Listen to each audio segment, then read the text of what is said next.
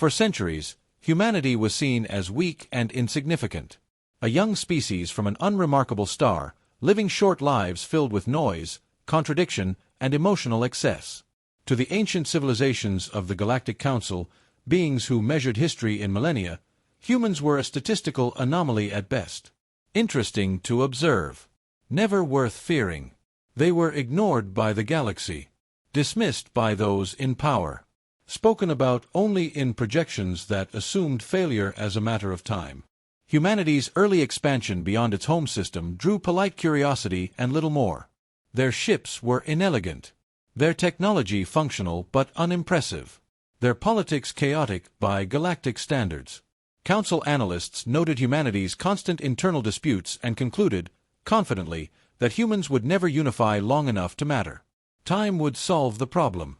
The Council had seen this pattern countless times before. Young species burned brightly, argued fiercely, and collapsed under the weight of their own contradictions. No intervention was required. The galaxy only had to wait. So when humanity questioned trade restrictions, protested territorial encroachment, and demanded equal standing, the Council responded with patience and procedure. Requests were delayed. Complaints were archived. Warnings were routed through committees designed to outlast the complainants. Humanity was told to be patient. They were. Just not in the way the Council expected. At some point, human voices stopped echoing in council chambers. Trade traffic slowed. Diplomatic channels went quiet. Once crowded data streams thinned to near silence. To Council observers, it looked like decline, the early signs of fragmentation and exhaustion. Charts were updated. Timelines shortened. Humanity, the Council decided, was fading. What they failed to understand was that humans had learned something essential long before they ever reached the stars. When systems refuse to change, you don't fight them head-on. You adapt. Humanity stopped asking for permission. They stopped trying to be understood by institutions that had already decided their limits. They turned inward, consolidating resources, sharing knowledge freely, and studying the galaxy not as participants, but as observers. They watched how power behaved when it believed itself eternal. They studied how ancient institutions confused inertia for wisdom. They learned how complacency disguised itself as strength. And quietly, relentlessly, humanity changed. They became faster where the galaxy was slow. More flexible where the galaxy was rigid. More united where the galaxy relied on hierarchy and delay. By the time the Council noticed inconsistencies, human systems growing opaque, projections no longer aligning, outcomes refusing to follow precedent, it was already too late. Humanity was no longer something that could be managed, guided, or restrained through policy. No one realized how dangerous that mistake would be. Because humanity was never trying to overthrow the galaxy. They were preparing to survive it. And once that preparation was complete, nothing the Council did could stop what humanity became. The Galactic Council tightened its grip without ever admitting it had done so.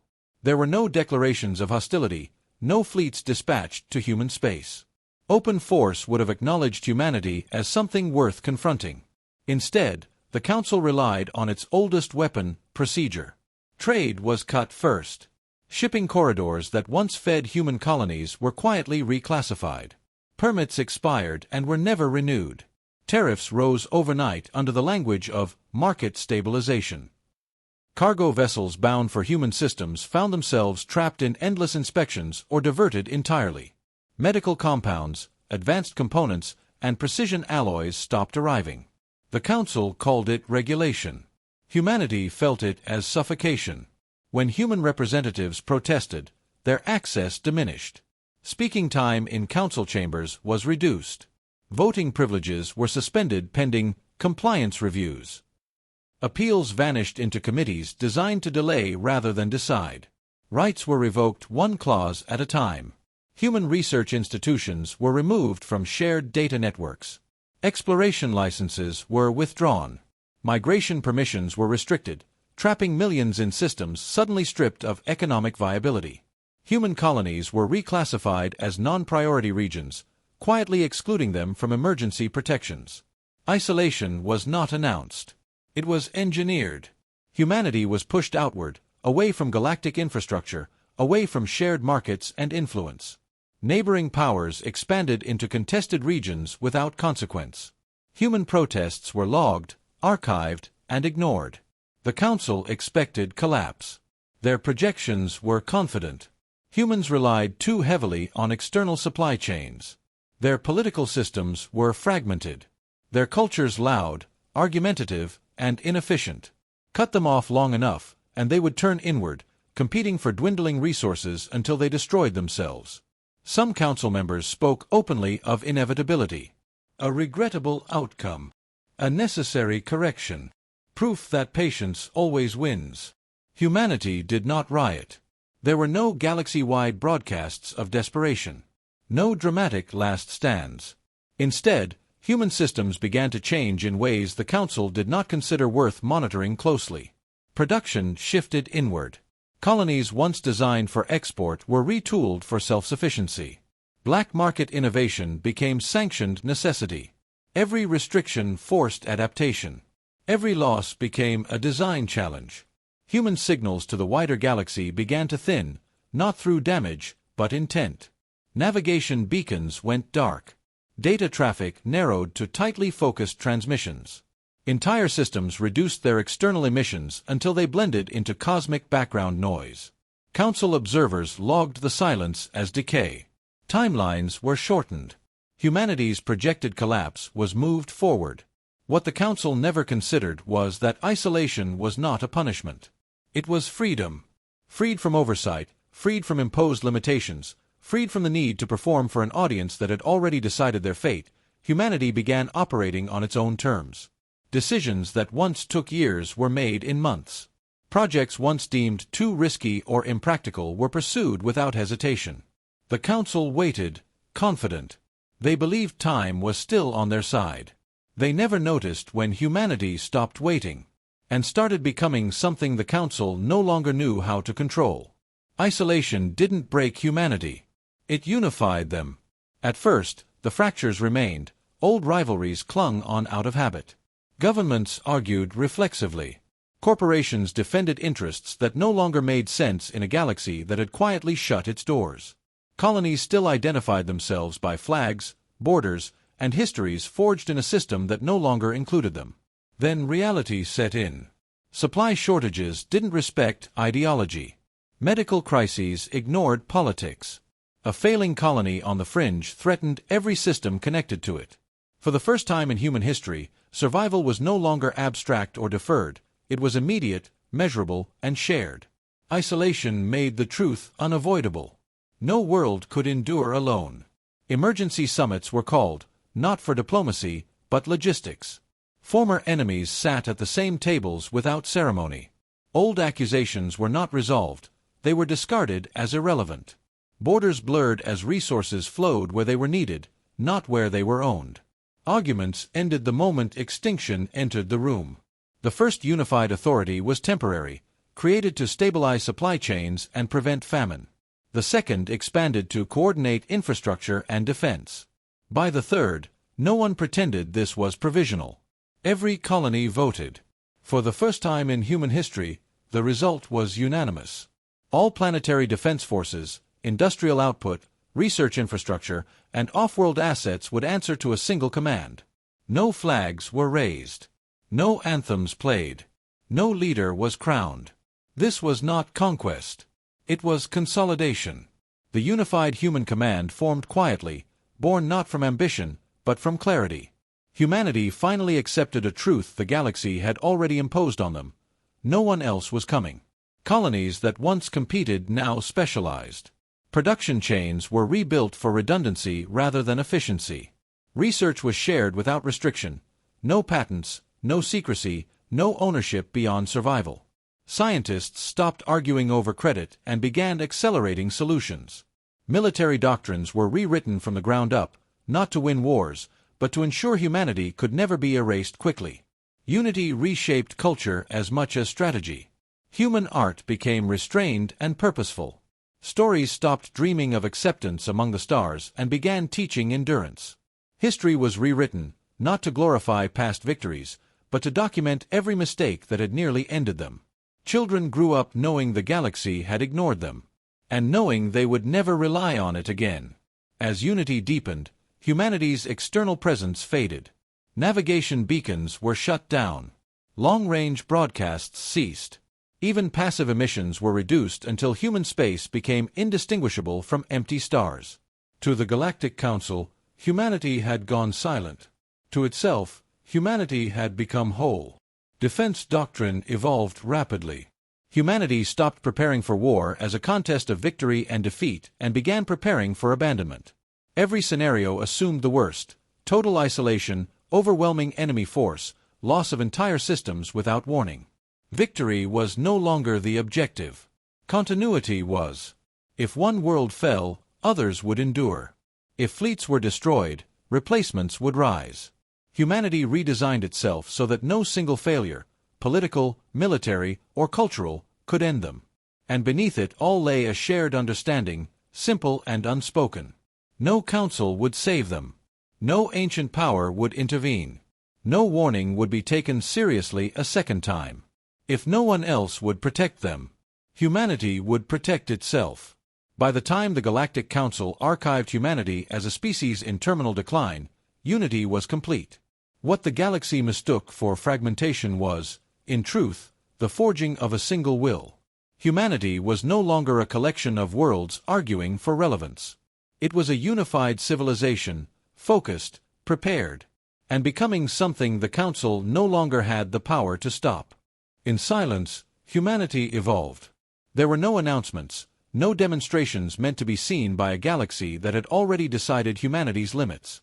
Progress unfolded far from trade lanes and observation posts, beneath hollowed asteroids, within rogue planets drifting between stars, and deep inside systems written off as strategically meaningless. Human engineers began by abandoning assumptions. The engines that once carried human ships had been designed to comply with Council standards, efficiency thresholds, safety margins, predictable performance curves. Those constraints were stripped away. New drives emerged that no longer pushed against space, but manipulated it. Test vessels vanished from one position and appeared in another without crossing the distance between. Travel became placement. Energy systems followed the same philosophy. Reactors were redesigned not for peak output, but endurance. Layers of redundancy ensured continuous operation even under catastrophic damage. Systems were sealed, self-correcting, and isolated from cascading failure. Where older designs accepted breakdown as inevitable, human doctrine rejected the premise entirely. Failure was no longer an acceptable cost. Then came the shields. Galactic defenses relied on dispersion and overload, absorb the hit, spread the damage, hope to survive long enough to respond. Human shields ignored those principles. They adapted before impact, reshaping themselves dynamically to incoming energy profiles. Attacks were absorbed, redistributed, and nullified without visible flare or degradation. Archived Council weapons were used as benchmarks. The outcome never changed. No penetration. No fatigue. No escalation required. Fleets were built around these advances, but not as instruments of conquest. Human vessels were dense, angular, and unapologetically utilitarian. Every ship was designed to operate independently for decades. Manufacturing systems were integrated directly into hulls, capable of fabricating components, ammunition, and structural replacements mid-mission. There were no ceremonial flagships. There was no center to destroy. Command architecture was distributed by design. Authority flowed where it was needed and dissolved where it was not. No single loss, no admiral, no ship, no system, could cripple the whole. While they built, humanity studied. They analyzed how galactic empires rose, how they expanded too far, and how they collapsed under their own rigidity. Patterns emerged with unsettling consistency. Power rarely failed because it lacked strength. It failed because it assumed the future would resemble the past. Human doctrine assumed the opposite. Weapons research advanced quietly, compartmentalized so deeply that even human worlds knew only fragments of what existed. Dead systems became laboratories. Brief gravitational distortions, momentary stellar dimming, and localized anomalies went unnoticed by a galaxy distracted by politics and precedent. Humanity did not pursue destruction. They pursued certainty. Communication evolved as well. broad-spectrum broadcasts were abandoned. Human signals became narrow, precise, and tightly focused, nearly impossible to intercept without exact foreknowledge. Humanity did not vanish through stealth alone. They vanished through discipline. While the galaxy argued, expanded, and congratulated itself on stability, humanity refined. While the Council debated jurisdiction and authority, human fleets drilled in silence, rehearsing scenarios where everything went wrong. Total isolation. Overwhelming enemy force. No allies. No second chances. Survival was the only metric that mattered. By the time subtle anomalies brushed the edges of Council awareness, navigation data that refused to stabilize, empty systems behaving incorrectly, gravity bending where it should not, humanity was ready. The Galactic Council believed humanity had faded into irrelevance. In truth, it had simply looked away.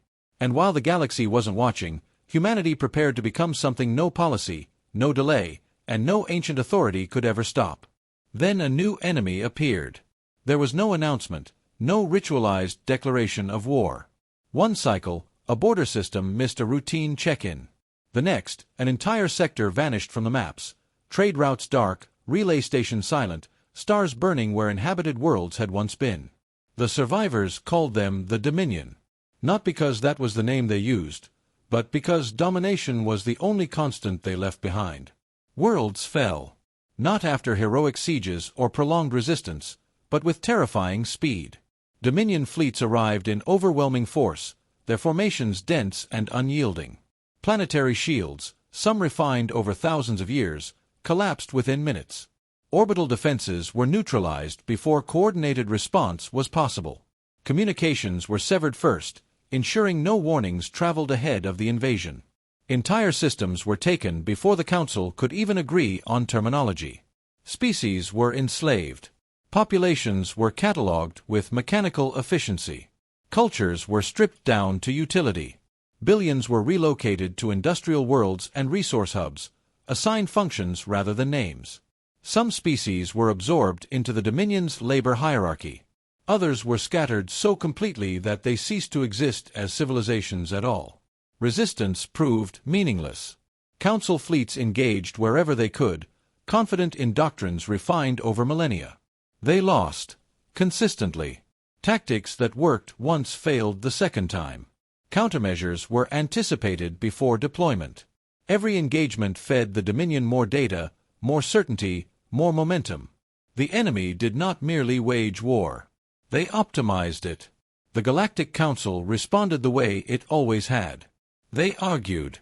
Emergency chambers filled with representatives debating definitions while real-time star maps updated behind them, red zones spreading outward like a malignant growth. Committees were formed to assign responsibility. Votes stalled over cost-sharing, jurisdiction, and precedence. Fleets were promised, then delayed, then quietly reassigned as political calculations shifted. Systems burned while syntax was debated. Some council members fortified their borders and withdrew support entirely, calculating that sacrifice elsewhere might buy them time. Others demanded concessions before committing forces. Unity fractured under pressure, exposing the weakness of an order built on patience rather than resolve. Panic finally took hold when a founding council world fell. Not a fringe colony. Not a junior member. A core system. The final transmission was calm, disturbingly so. Cities stood intact. Infrastructure undamaged. There was no sign of planetary devastation. The world had not been destroyed. It had been claimed. The illusion of safety collapsed overnight. Ancient emergency powers were invoked. Defense clauses long treated as ceremonial were activated. Fleets were mobilized at last, too scattered, too constrained by politics, too late. Losses mounted rapidly as Dominion forces pressed inward, their advance accelerating with every victory. Desperation forced the unthinkable. Someone reopened old projections. Humanity, once dismissed, once isolated, once written off as irrelevant. Archived data was pulled, human warnings, flagged reports, predictive models submitted cycles earlier and ignored. The alignment was horrifying. Entire regions fell exactly as humanity had forecast. Timelines matched. Casualty estimates were conservative. Humanity had not been wrong. They had been early. Reconnaissance probes were dispatched toward former human space. Most never returned. Those that did transmitted fragmented data, distorted readings, masked energy signatures, and unmistakable evidence of vast, organized infrastructure. Human fleets. Not massed at borders. Not postured for conquest. Layered. Deep. Ready. Defensive networks spanned entire systems, integrated so completely they appeared as single structures. There were no visible borders, yet nothing crossed without being noticed. Humanity had not collapsed. They had withdrawn. The Council did not celebrate this discovery. They argued. Some demanded immediate alliance overtures. Others insisted on formal apologies and renewed oversight. A few suggested leverage. Humanity had once been isolated, after all. Surely pressure could still be applied. The irony was unbearable. When the Dominion breached another sector, this one dangerously close to the Council's core, the arguments ended. A single transmission was authorized. Carefully worded. Restrained. Stripped of overt arrogance, though traces remained. The Galactic Council requested assistance. And for the first time since dismissing humanity as insignificant, since believing time would erase them, the galaxy waited. For an answer from the species the Council could no longer stop. From humanity. The Council expected forgiveness. They prepared statements polished by centuries of diplomacy, careful admissions of procedural error, acknowledgments of mutual misunderstanding, and appeals to shared survival. Envoys rehearsed words meant to sound humble without surrendering authority. They believed desperation would reopen old hierarchies. They believed humanity would come back eager to belong. They found resolve. The response did not arrive through official council channels. It did not request an audience or recognition. It appeared simultaneously across council space, bypassing encryption and translation matrices as if they were ceremonial gestures rather than defenses. A single transmission. The image showed a human seated in a plain, undecorated chamber. No banners. No insignia. No visible markers of rank. Nothing to suggest power, except composure. When the human spoke, the voice was calm. "We acknowledge your request." The chamber fell silent. "We are aware of the Dominion. We have observed your losses. We understand the urgency of your situation." There was a pause, not for effect, but for precision. For generations, you chose when humanity was allowed to speak. When our concerns were worth addressing. When our warnings deserved attention. The words carried no anger. That choice shaped what we became. Council representatives rushed to respond. They invoked ancient defense clauses. They spoke of unity, necessity, and precedent. They reminded humanity of what it had once sought: recognition, partnership, inclusion among the stars. The human listened. Then answered, evenly and without hesitation. "We will decide when to act." No threats followed. No conditions were offered. No promises were made. The transmission ended. In the cycles that followed, the Council waited. Dominion forces continued their advance.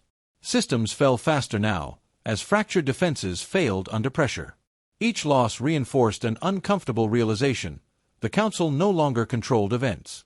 It merely reacted to them. Then space itself began to tremble. Gravitational sensors across multiple sectors registered fluctuations that violated established models. Trade lanes warped unpredictably. Navigation calculations contradicted themselves. Stars dimmed by fractional degrees, as if something vast had shifted between moments. Energy readings spiked in synchronized patterns, immense, controlled, unmistakably deliberate. Human systems long believed dormant began to change. Structures unfolded from concealment fields, massive frameworks spanning thousands of kilometers. Fleets repositioned without visible acceleration, appearing where nothing had existed moments before. Defensive networks activated in cascading layers, locking into configurations no council simulation could resolve. This was not mobilization. It was execution. Humanity had not debated whether to act.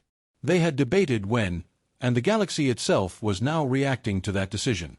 The Council finally understood what their centuries of patience had failed to teach them. Time had never been their ally. It had been humanity's. And whatever humanity had decided to do next, it would not be negotiated in chambers or delayed by procedure. It would be written directly into the fabric of space. Human fleets emerged in perfect silence. There was no hyperspace flare, no gravitational wake, no warning for sensors to scream about. One moment, the void between stars was empty. The next, it was occupied by human vessels arranged in formations so exact that targeting systems struggled to process them as individual ships. Massive, precise, unstoppable. The fleets did not arrive in waves or columns. They appeared simultaneously across multiple sectors, positioned with absolute certainty. No engines burned. No weapons powered up. No shields flared to announce intent. They did not advance. They were already where they needed to be. Dominion forces detected them seconds later. Command nodes erupted with alerts as targeting arrays snapped online. Weapon systems charged. Tactical AIs flooded with threat assessments that refused to converge, predictive models collapsing under variables that no longer behaved as expected. Before the Dominion could coordinate a response, a message crossed every channel. Not transmitted. Not broadcast. Inserted. It bypassed encryption, ignored language barriers, and resolved itself into meaning within every sentient mind that received it. Stand down. There was no threat attached. No ultimatum. No explanation. The Dominion answered with fire. Planet-breaking beams tore through the void toward the human fleets. Missile salvos saturated predicted movement vectors. Kinetic barrages filled space with destruction calculated to overwhelm any known defense. They struck nothing. Human ships were already elsewhere, repositioned without observable acceleration, as though distance itself had ceased to apply. Dominion fire passed harmlessly through empty space, targeting solutions rendered obsolete before weapon cycles could complete. Then humanity responded. There was no barrage, no explosion, no spectacle. Entire Dominion formations lost power simultaneously. Engines shut down. Weapons went dark. Command links collapsed in perfect unison. Ships drifted, intact and helpless, their crews alive but blind, deaf, and isolated from one another. Where resistance persisted, space itself folded.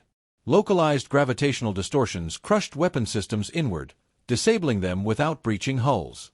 Dominion vessels found themselves trapped in regions where momentum no longer obeyed familiar laws, where escape vectors simply failed to exist. The engagement did not escalate. It concluded. Across multiple sectors, Dominion forces were neutralized in minutes. Not destroyed, not routed, not humiliated. Contained. Council observers watched in stunned silence as real-time feeds updated faster than comprehension allowed. Battles that should have taken months ended before emergency resolutions could even be drafted. Entire invasion fronts collapsed simultaneously, as if the war itself had been switched off. Dominion Command attempted retreat. There was nowhere to go. Human fleets anticipated every vector, every contingency, every desperate maneuver. Reinforcements vanished en route, intercepted before they could join the fight. Escape corridors collapsed into navigational impossibilities. The Dominion had prepared for war. Humanity had prepared for inevitability. The final transmission came from a human command node, calm, precise, and absolute. Hostilities are concluded. There was no demand for surrender. There was no need. The war ended before the enemy understood it had begun. And across the galaxy, as silence settled once more, one truth became unavoidable. The Galactic Council had not failed to stop humanity. They had failed to understand what humanity had become. The Council tried to reclaim control. Emergency assemblies were convened in chambers that had once commanded unquestioned authority. New resolutions were drafted. Jurisdiction over liberated systems was debated in language meant to sound decisive rather than uncertain. Committees were formed to define humanity's role, to place boundaries around power that had already moved beyond regulation. It was too late. Human fleets did not withdraw when the war ended. They did not occupy worlds, install governors, or demand tribute. They positioned themselves instead at critical junctions, along fractured borders, near destabilized regions, and beside worlds the Council had failed to protect. They did not issue commands. They remained. Council envoys approached carefully, their tone unmistakably altered. Requests replaced directives. Proposals replaced demands. Humanity responded politely, briefly, and without submission. There was no hostility in their words, but no deference either. The balance of power had shifted beyond debate. Liberated species waited for conditions that never came. No oaths were required. No alliances enforced. Human ships repaired orbital infrastructure, restored communications, and departed without ceremony. Aid was given without expectation. Protection was demonstrated without promise. Some species offered loyalty. Humanity declined. Others asked for guarantees. Humanity gave none. Instead, they demonstrated something far more unsettling than rule. Consistency. Human patrols became a constant presence in regions once abandoned to chaos. Trade routes stabilized not through council policy, but through certainty.